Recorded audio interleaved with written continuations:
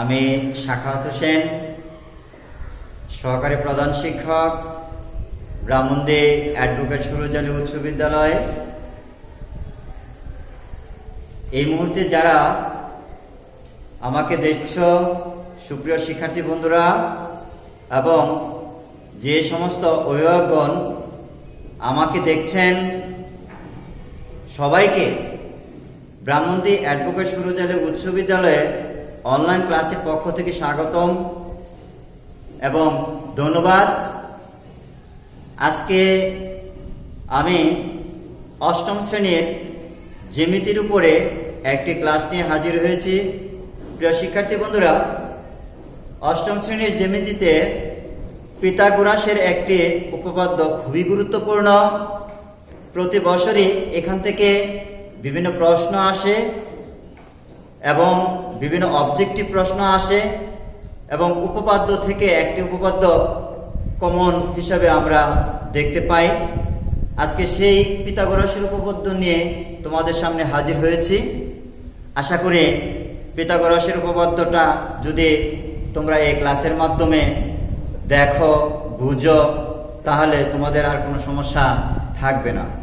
প্রিয় শিক্ষার্থী বন্ধুরা, চলো আজকে পিথাগোরাসের উপপাদ্য কি এবং সেটা কিভাবে প্রমাণ করতে হয় সেটা শিখব। তো আজকে বিষয় পিথাগোরাসের উপপাদ্য। পিথাগোরাসের উপপাদ্য। চলো বন্ধুরা, আমি একটি পিথাগোরাসের উপপাদ্য একটি সহজ এবং নতুন একটি আঙ্গিকে তোমাদেরকে এটা শেখাবো। তোমাদের বইয়ে বিভিন্নভাবে এটাকে বর্ণনা করা হয়েছে।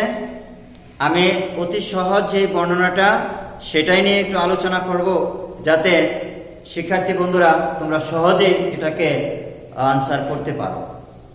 তো চলো বন্ধুরা, কিভাবে আমরা পিথাগোরাসের উপপাদ্য প্রমাণ করব। আসলে পিথাগোরাস যে উপপাদ্যটি প্রমাণ করেছিলেন, আসলে এটা কি সেটা আগে একটু বুঝে নেই, তারপরও এটাকে আমরা প্রমাণের দিকে নিয়ে যাব। চলো বন্ধুরা, পিথাগোরাসের উপপাদ্যটা আসলে কিভাবে প্রমাণ করতে হয়, আসলে এটা কি, পিথাগোরাসের উপপাদ্যটা কি। আমি এখানে প্রশ্নটা লিখে রেখেছি। প্রশ্নের কথাটার উপরে ভিত্তি করি আমরা এটা প্রমাণে যাব। চলো প্রশ্নটা কি সেটা আমরা দেখি। এখানে বলা হয়েছে সমকোণ ত্রিভুজের অতিভুজের উপর অঙ্কিত। সমকোণী ত্রিভুজের উপরে, আসলে সমকোণী ত্রিভুজটা কি, আগে প্রশ্নটা বুঝতে হবে, তারপর আমরা প্রমাণটা করব। তো প্রশ্ন কি সেটা আগে দেখতে হবে। সমকোণী ত্রিভুজ, আমরা সবাই জানি যেই ত্রিভুজের একটি কোণ সমকোণ অর্থাৎ 90 ডিগ্রি, হ্যাঁ, সেই ত্রিভুজটা কি বলা হয়, সমকোণী ত্রিভুজ। তাহলে দেখো এখানে 90 ডিগ্রির পরিমাণ একটি কোণ আছে এবং এটা যদি এ হয়, এটা যদি বি হয়, এটা যদি সি হয়, তাহলে দেখো এখানে এ বি সি কোণ হচ্ছে 90 ডিগ্রি। হ্যাঁ, কোণ এ বি সি হচ্ছে 90 ডিগ্রি। তাহলে অবশ্যই এটাকে আমরা সমকোণী ত্রিভুজ বলতে পারি। প্রিয় শিক্ষার্থী বন্ধুরা, দেখো সমকোণী ত্রিভুজে বলেছে যে প্রশ্নে সমকোণী ত্রিভুজের উপর অঙ্কিত বর্গক্ষেত্র, অর্থাৎ এটা হচ্ছে অতিভুজ আর এটা হচ্ছে অপর দুই বাহু। তো অতিভুজের উপরে যদি আমরা একটা বর্গক্ষেত্র আঁকি, ধরো বর্গক্ষেত্র, যে বর্গক্ষেত্রের পরিমাণ কিন্তু কি হবে, সবগুলো বাহুই কি হবে, সমান হবে। এই অতিভুজের উপরে যদি আমি একটা বর্গক্ষেত্র আঁকি, বর্গক্ষেত্রের বাহুগুলো কি হবে, সমান হবে সবগুলো। এটার যা ক্ষেত্রফল হবে, তাহলে আমরা যদি অপর দুই বাহুর উপরেও আরো দুইটা বর্গক্ষেত্র আঁকি, এই দুই বর্গক্ষেত্রের সমষ্টি আর অতিভুজের উপরে যে বর্গক্ষেত্রটা আঁকবো সেটার সমষ্টি কি হবে, সমান হবে। তাহলে এটাকে যদি আমরা সি ধরি, এটাকে যদি আমরা বি ধরি, এটাকে যদি আমরা এ ধরি, তাহলে বন্ধুরা দেখো এ সি হচ্ছে অতিভুজ। অতিভুজের প্রত্যেকটা বাহুই কি হবে, যেহেতু বর্গক্ষেত্র অতিভুজের উপরে আমি একটা বর্গক্ষেত্র আঁকবো, তাহলে কি হবে, অতিভুজের বর্গক্ষেত্র মানেই হচ্ছে বর্গক্ষেত্রের প্রত্যেকটা বাহু সমান। তাহলে আমরা জানি এটার উপরে এরকম একটা এনএসি, এখানে সি, এখানে সি, এখানে সি, তাহলে বর্গক্ষেত্রের ক্ষেত্রফলটা কি হবে? তাহলে সি স্কয়ার হবে। তাহলে এই অতিভুজের উপরে যে বর্গক্ষেত্র পেলাম তার ক্ষেত্রফল হচ্ছে সি স্কয়ার। ঠিক সেইভাবে এ বাহুকে যদি আমরা বি ধরি, এ বাহুর উপরে যদি আমরা একটা বর্গক্ষেত্র অঙ্কন করি তাহলে কি হবে? এই বর্গক্ষেত্রের ক্ষেত্রফল হবে বি স্কয়ার। কারণ হচ্ছে বাহু গুণ বাহু, সেই ক্ষেত্রে প্রত্যেকটা বাহুই হবে সমান। তাহলে বি গুণ বি, তাহলে হবে কি? B square. তাহলে তার ক্ষেত্রফল হবে বি স্কয়ার, অর্থাৎ এটার উপরে যদি আমি কোনো বর্গক্ষেত্র অঙ্কন করি, আবার যদি এ বাহুর উপরে আরেকটা বর্গক্ষেত্র অঙ্কন করি তাহলে তার বাহু তো প্রত্যেকটা সমান হবে, তাহলে তার বাহু হবে এ, তাহলে তার ক্ষেত্রফলটা কি হবে? এ গুণন এ, তাহলে এ স্কয়ার। তাহলে একটু দেখি পিথাগোরাস কি বলছেন, কিভাবে প্রমাণটা করতে হবে। যে অতিভুজের উপরে অঙ্কিত বর্গক্ষেত্র, এই যে অতিভুজের উপর অঙ্কিত বর্গক্ষেত্রের ক্ষেত্রফল, তাহলে অতিভুজের উপরে বর্গক্ষেত্রের ক্ষেত্রফল হচ্ছে সি স্কয়ার।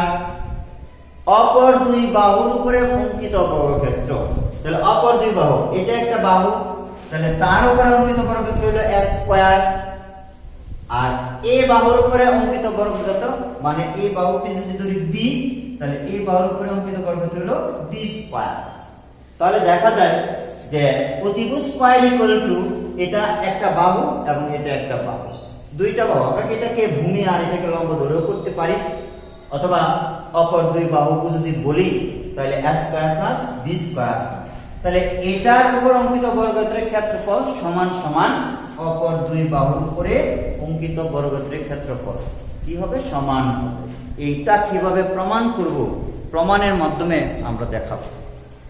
তাহলে বন্ধুরা, যে আজকে এই জিনিসটা অর্থাৎ অতিভুজ স্কয়ার ইকুয়াল টু লম্ব স্কয়ার বা ভূমি স্কয়ার, এটাই হচ্ছে পিথাগোরাসের উপপাদ্য। এটা কিভাবে আমরা প্রমাণ করব সে প্রমাণে আমরা যাই। অতীব সহজ, অর্থাৎ আমাদের বইয়ে বিকল্প প্রমাণ হিসাবে আমরা এটা ব্যবহার করে থাকি।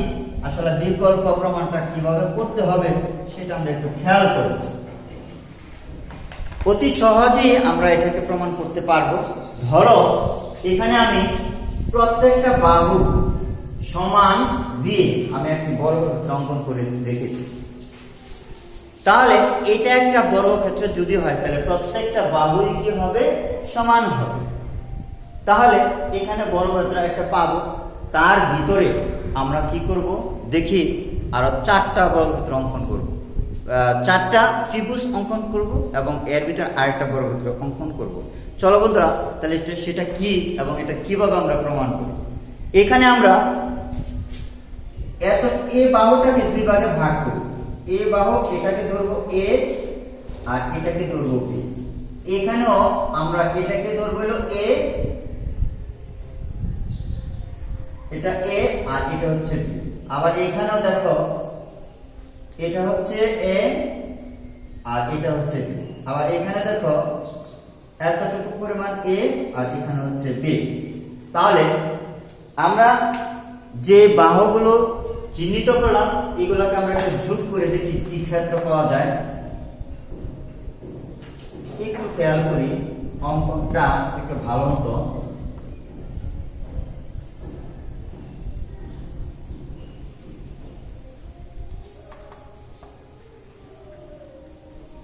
এটা যদি আমি যোগ করি তাহলে দেখো কি আসে। হ্যাঁ, তাহলে একটু খেয়াল করো, দেখো তো এ বাহু এ বাহু এ বাহু। তাহলে আমি এখানে একটি সমকোণী ত্রিভুজ পেলাম। এটা হচ্ছে 90 ডিগ্রি পরিমাণ কোণ, আর এখানে এ, এখানে বি, এখানে সি দিব। ঠিক একইভাবে এখানে একটা সমকোণী ত্রিভুজ পেলাম। এখানে এ, এখানে বি আছে, এখানে সি দিব।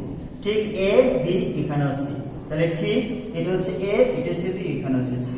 তাহলে আমরা একটু খেয়াল করি, এটা একটা সমকোণী ত্রিভুজ, এটা একটা সমকোণী ত্রিভুজ, এটা একটা সমকোণী ত্রিভুজ, এটা একটা সমকোণী ত্রিভুজ। তাহলে বন্ধুরা এখন দেখো অঙ্কনটা কি করলাম, যে চারটা সমকোণী ত্রিভুজ হলো আর একটা বর্গক্ষেত্র হলো, অর্থাৎ যে বড় বর্গক্ষেত্রটা আমরা অঙ্কন করেছিলাম তার ভিতরে আমরা চারটা সমকোণী ত্রিভুজ পেলাম আর বাহুগুলো যোগ করার পরে আরেকটা বর্গক্ষেত্র হলো। তাহলে বড় বর্গক্ষেত্রের ক্ষেত্রফল সমান সমান চারটা ছোট সমকোণী ত্রিভুজ আর একটা ছোট বর্গক্ষেত্র, এর সমন্বয় হবে আমার বড় বর্গক্ষেত্র। তাহলে চলো এখান থেকে আমরা কিভাবে c square equal two b square আমরা প্রমাণ করব সেটা আমরা লক্ষ্য করি। হ্যাঁ, তো আমি এখানে কি নিলাম, প্রথমে বিশেষ নির্বাচনে আমরা আসি। বিশেষ নির্বাচন, এতক্ষণ আমরা যে আলোচনাটা করলাম যে এটা কিভাবে প্রমাণ করব সেটা আলোচনা করে নেওয়া হলো, চিত্র অঙ্কন করা হলো। এখন এটা কিভাবে প্রমাণ করব লিখবো সেটা আমরা এখন দেখব। তো চলো বন্ধুরা, যে মনে করি এখানে কি হলো, সি সমকোণী ত্রিভুজের অতিভুজ। সমকোণী মনে করি, বিশেষ নির্বাচনে আগে লিখবা মনে করি, মনে করি এটা লিখে নিলে ভালো হয়। মনে করি সমকোণী ত্রিভুজের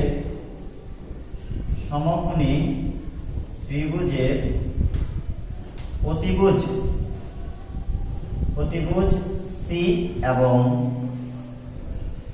অপর দুই বাহু BA ও B। এই যে দেখো এখানে যে সমকোণী ত্রিভুজটা নিলাম, অতিভুজ নিলাম C এবং অপর দুই বাহু A ও B। অপর দুই বাহু A ও B, প্রত্যেকটা সমকোণী ত্রিভুজই এটা হচ্ছে অতিভুজ C, অপর দুই বাহু A ও B। এটা কি আমরা লিখব। তাহলে প্রমাণ করতে হবে কি, প্রমাণ করতে হবে যে আমি আগেই বলেছি যে কি প্রমাণ করতে হবে, একটি সমকোণী ত্রিভুজের, এটা একটা সমকোণী ত্রিভুজ, এটা যদি C হয়, এটা যদি A হয়, এটা যদি B হয়, তাহলে c square equal to a square plus b square. এটা আগেই বলেছি প্রমাণ করতে হবে। হ্যাঁ, তাহলে প্রমাণ করতে হবে যে c square equal to a square plus b square. এ হলো আমার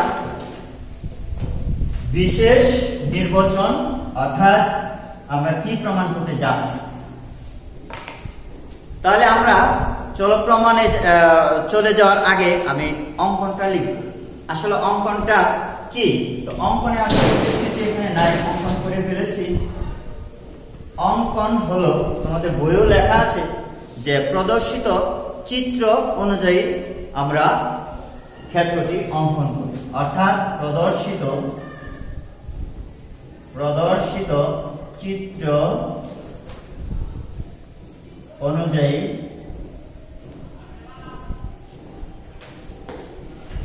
ক্ষেত্রটি অঙ্কন করি। অর্থাৎ আমরা যে সমকোণী ত্রিভুজ দিলাম চারটা, এখানে একটা বর্গক্ষেত্র হলো, ও বড় বর্গক্ষেত্রের ভিতরে আমরা চারটা সমকোণী ত্রিভুজ এবং একটা বর্গক্ষেত্র পেলাম ছোট। এই হলো চিত্র। তাহলে আমরা প্রমাণে যাব। তাহলে অঙ্কন শেষ, বিশেষ নির্বাচন শেষ, আমরা এখন চলো অঙ্কনে পড়ি, প্রমাণে আসি। প্রমাণটা কি হবে সেটা আমরা একটু খেয়াল করি, খুব ভালো মতো জিনিসটা খেয়াল করতে হবে। তাহলে প্রমাণে আমরা এক নম্বরে যদি আমরা দেখি কি আছে, আমরা প্রথমে বড় একটি ক্ষেত্র, সেটা কি এটা আমরা খেয়াল করব। দেখো ভিতরে এগুলো যদি না থাকে, বড় ক্ষেত্রটা ছিল এটা, বড় ক্ষেত্রে এটা একটা বাহু, এটা একটা বাহু, এভাবে চারটা বাহু আছে। তাহলে বড় ক্ষেত্রে A এবং B এই দুটা যোগ করলে কিন্তু একটা বাহু হয়, এক বাহু। ঠিক সেভাবে প্রত্যেকটা বাহু a প্লাস b, এখানেও a প্লাস b, এখানেও a প্লাস b। বড় ক্ষেত্রটা একটা বর্গক্ষেত্র হয়, কারণ প্রত্যেকটা বাহুই সমান আর একটা বাহুর পরিমাণ হচ্ছে a প্লাস b। তাহলে বড় যে ক্ষেত্র আছে সেটা যদি একটা বাহুর পরিমাণ a প্লাস b হয়, তাহলে বাহু গুণ বাহু, তার মানে a plus B whole square হবে তার ক্ষেত্রফল, বর্গক্ষেত্রের ক্ষেত্রফল। তাহলে আমরা এটা লিখতে পারি যে চিত্রে বড় ক্ষেত্রটি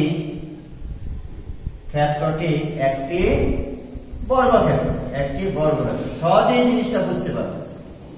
বড় ক্ষেত্রটি একটি বর্গক্ষেত্র, হ্যাঁ বর্গক্ষেত্র, এবং তার ক্ষেত্রফল সহজ ভাষায় সুন্দর করে জিনিসটা লিখবা।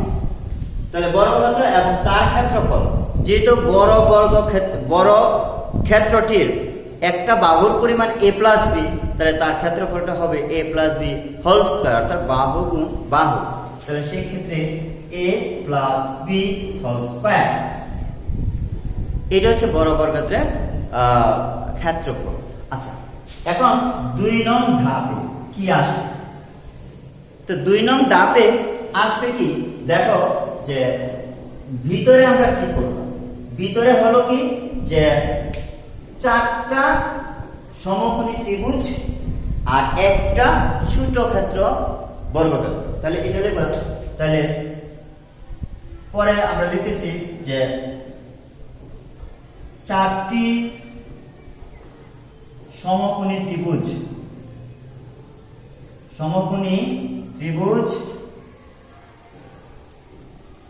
ও একটি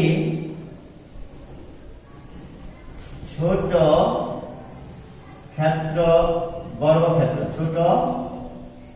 বর্গক্ষেত্রের ক্ষেত্রফল সমান সমান আমরা লিখতে পারি। ধরো 4টি সমকোণী ত্রিভুজের ক্ষেত্রফল, আমরা সবাই জানি যে সমকোণী ত্রিভুজের, এদিকে দেখো সমকোণী ত্রিভুজের ক্ষেত্রফল কি হয়। তাহলে এটা যদি বি হয়, এটা যদি এ হয়, তাহলে হাফ ইন্টু ভূমি পূরণ উচ্চতা।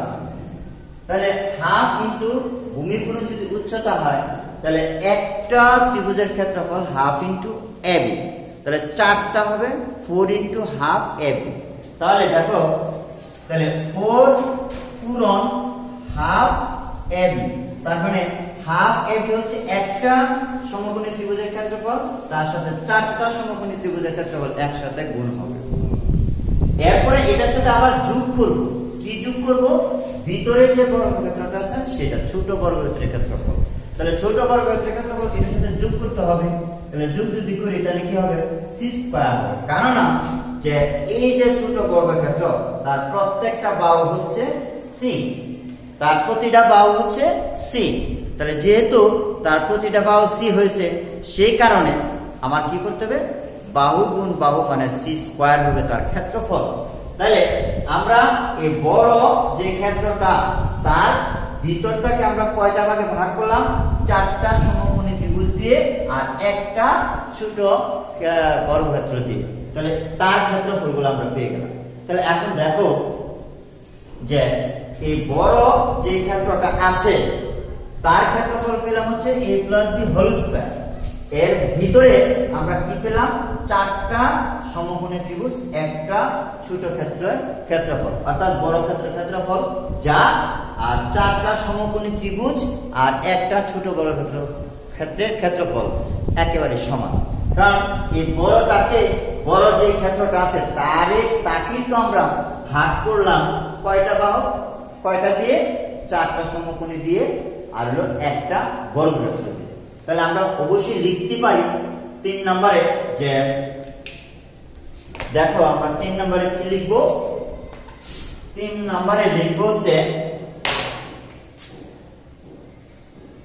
3 নাম্বার লিখব যে a প্লাস বি, অর্থাৎ বড়টা। তাহলে বড়টার ক্ষেত্রফল হচ্ছে a plus B whole square. তো বড়টার ক্ষেত্রফল যা, এটার ক্ষেত্রফল আর 4টা সমকোণী ত্রিভুজের ক্ষেত্রফল, অর্থাৎ এটা একেবারে তাই, কারণ এটা half into AB plus c square. তাহলে এখানে বড় ক্ষেত্রের ক্ষেত্রফল যা, 4টা সমকোণী ত্রিভুজ ক্ষেত্রের ক্ষেত্রফল এবং একটা ভিতরে যে ছোট বর্গক্ষেত্রের ক্ষেত্রফল তা, অর্থাৎ এই 4টার সাথে একটা যোগ করলে বড় একটা ক্ষেত্রের ক্ষেত্রফলের সমান হয়ে যায়। আমার প্রমাণ কিন্তু শেষ, এখন শুধু অঙ্কের মতো আমার কাজটা করলেই হবে। সহজ ভাষায় আমরা যদি বলি যে বড় এই বর্গক্ষেত্রের ক্ষেত্রফলের সমান ছোট 3টা ত্রিভুজ ক্ষেত্র, সমকোণী ত্রিভুজ ক্ষেত্র এবং একটা ছোট বর্গক্ষেত্রের ক্ষেত্রফলের সমান তা। অর্থাৎ এখন যদি আমরা এটাকে অঙ্কে সাজাই তাহলে দেখো আমার প্রমাণটা চলে আসে। তাহলে কি প্রমাণটা চলে আসবে দেখি একটু খেয়াল করি। তো আমরা সবাই জানি যে a প্লাস b হোল স্কয়ারের সূত্রটা জানি। তাহলে বাদ দিয়ে আমরা কি লিখবো a square plus 2ab plus b square. a plus b whole স্কয়ারের সূত্র তো সবাই জানি যে a প্লাস b হোল স্কয়ারের সূত্র হচ্ছে a square plus 2ab plus b square. তাহলে এখন দেখো এখানে যদি আমরা 2 দিয়ে এই 4টাকে কেটে দেই তাহলে আবারও আসে 2। তাহলে এখানে আসবে 2ab থাকে হচ্ছে 2ab প্লাস c স্কয়ার, এই পাশে c স্কয়ার। তো চলো বন্ধুরা আমরা কি আসে এখানে দেখো 2ab আছে, এখানে 2ab আছে। হ্যাঁ, আমরা উভয় পক্ষ থেকে 2ab বাদ যদি দেই অর্থাৎ ভাগ দিয়ে কেটে দেই তাহলে এখানে পাওয়া যাবে a square plus b square আর এই পাশে পাওয়া যাবে c স্কয়ার। তাহলে দেখা যাচ্ছে যে আমার প্রমাণে লেখা ছিল কি প্রমাণ করতে হবে c square equal to a square plus b square. তাহলে দেখো তো c square equal to a square plus b square কিন্তু প্রমাণ আমরা করে ফেলেছি। অতি সহজেই আমরা এটাকে প্রমাণ করতে পেরেছি, সেজন্য আসলে আমরা খুব প্রাউড ফিল করতে পারি।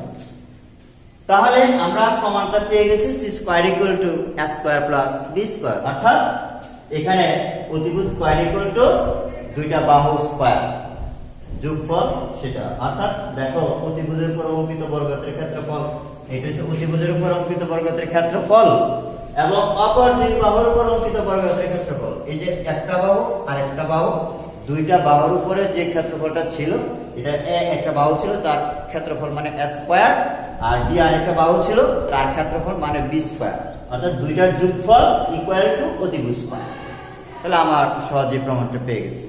তো আশা করি তোমাদের বইয়ের এরকম যত ধরনের প্রমাণ পাইবা এবং অবজেক্টিভগুলো অনেক ক্ষেত্রে এটার উপরে নির্ভর করে আসবে, সেই অবজেক্টিভগুলো তোমরা এই সূত্র দিয়ে প্রমাণ করতে পারবে। তো আজকের মতো এখানে শেষ করছি। খুদা হাফেজ।